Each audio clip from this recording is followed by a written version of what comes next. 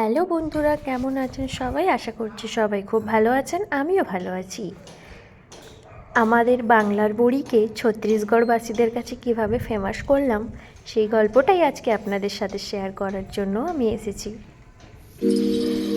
শীত মানেই তো বাংলার ঘরে ঘরে বড়ি দেওয়ার একটা চল পড়ে যায়।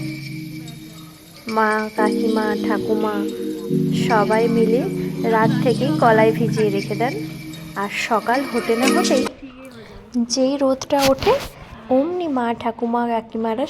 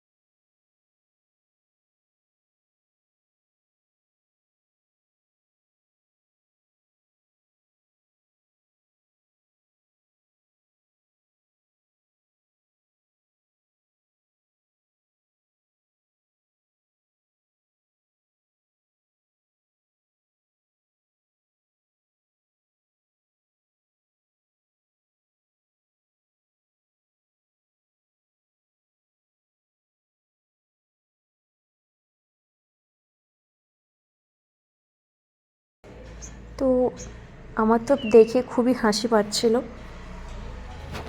কারণ এই প্রথমবার এরকম বড়ি দেওয়ার স্টাইল দেখলাম।